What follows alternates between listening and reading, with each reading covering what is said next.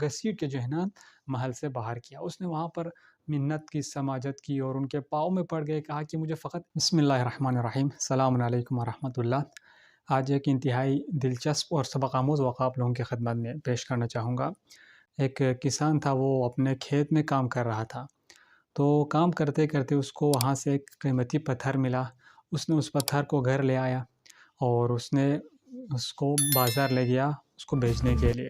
تو بازار لے گیا تو اس کو معلوم ہوا کہ ایک ہیرا ہے، بہت قیمتی ہیرا ہے۔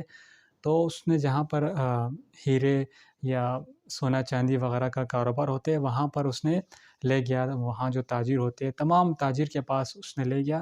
سب نے یہی کہا کہ اس قیمتی پتھر کو ادا کرنے کے لیے ہمارے پاس پیسے نہیں ہے، یا دینار و درہم ہمارے پاس نہیں ہے۔ کسی کے پاس اتنی استطاعت نہیں تھی کہ وہ اس قیمتی پتھر کی، اس ہیرے کی وہ قیمت ادا کر سکے۔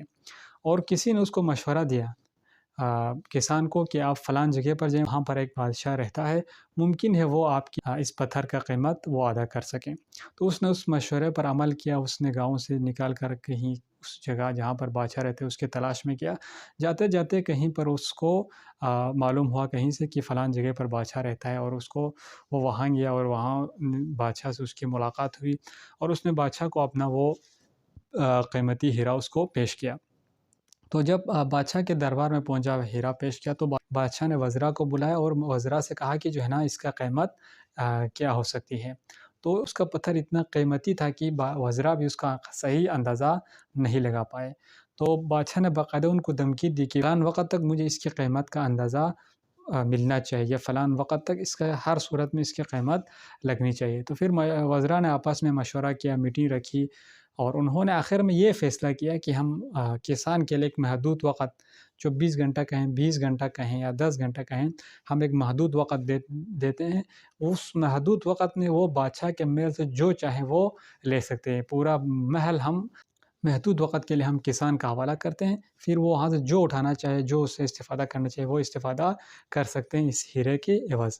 اور انہوں نے اپنے اس مشورے کو بادشاہ کے سامنے پیش کیا کہ ہم نے یہ فیصلہ کیا ہے، یہ اس کی قیمت کا شاید حقدار ہو۔ تو بادشاہ نے اس سے رضامندی کا اظہار کیا، اور یہ تجویز انہوں نے کسان کے سامنے رکھا۔ پھر کسان بھی اسی پہ راضی ہوا، تو انہوں نے اس کا قیمتی پتھر لے لیا، اور اس کے عوض، اس کے بدلے میں کوئی ایک معین محدود وقت دیا۔ اس محدود وقت میں اس کو محل کے اندر چھوڑ دیا، محل اس کا حوالہ کر دیا۔ اب وہ بہت خوش تھا۔ ظاہر سی بات ہے کسان کی زندگی معمولی ہوتی ہے، اور جب بادشاہ کے خوبصورت محل، خوبصورت کمرے، وہاں پر خوبصورت باغات دیکھ کر وہ بہت مسرور اور اسی میں مست رہا۔ اس کمرے میں گیا، فلان کمرے میں ایک سے ایک بڑھ کر بڑا اور خوبصورت کمرہ اس کو نظر آیا، اور باغچے میں اس نے بہت انجوائے کیا، لطف اندوز ہوئے۔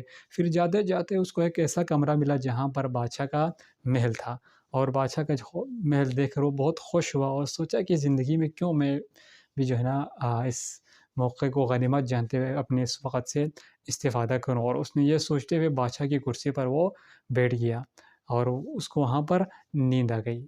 جب اس کو نیند آ گئی تو اس کا وقت ختم ہو گیا۔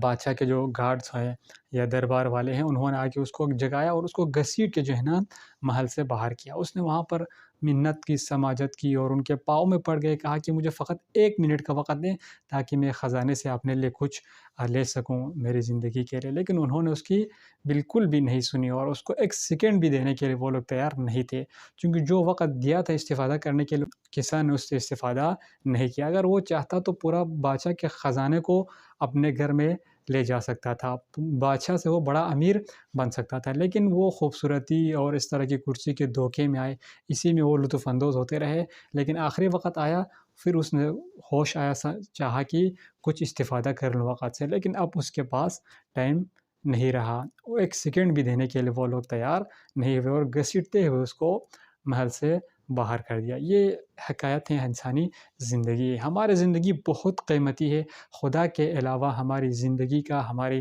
وقت کا کوئی بھی اس کا قیمت ادا نہیں کر سکتا۔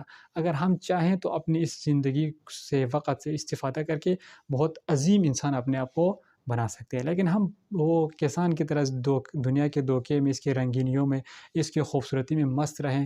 جب موت کا وقت ہم پر آئے موت کے فرشتوں سے ہم منت سماجت کریں کہ ایک دن مجھے دے دیں، 24 گھنٹہ مجھے دے دیں، میں عبادت میں توبہ کروں گا، استغفار کروں گا، پھر ہمارے لیے وقت نہیں ملے گا۔ لیکن کوشش اپنے وقت سے سوء استفادہ کرنے کے بجائے اس کی طرح لاپرواہی اور غفلت میں اپنے وقت کو صرف ختم کرنے کے بجائے اس کو استفادہ اور وقت پر ہوش کے ناخن لیں اور اسی سے استفادہ کریں۔ انشاءاللہ ہماری زندگی اخروی زندگی بھی سنور جائے گی۔ امید کرتے ہیں کہ انشاءاللہ ویڈیو آپ کو پسند آیا ہوگا۔ دعا کرتے ہیں رب ذوالجلال ہمیں حقیقی معنوں میں اپنے وقت سے استفادہ کرنے کی اور اسی کو خداوند متعال کے راہ پر، دین اسلام کے راہ میں صرف کرنے کی ہمیں توفیق دیں، اور دنیا کے اس طرح کے دھوکیوں اور رنگینیوں سے ہمیں بچنے کی توفیق عطا فرمائیں۔ والسلام علیکم ورحمۃ اللہ وبرکاتہ۔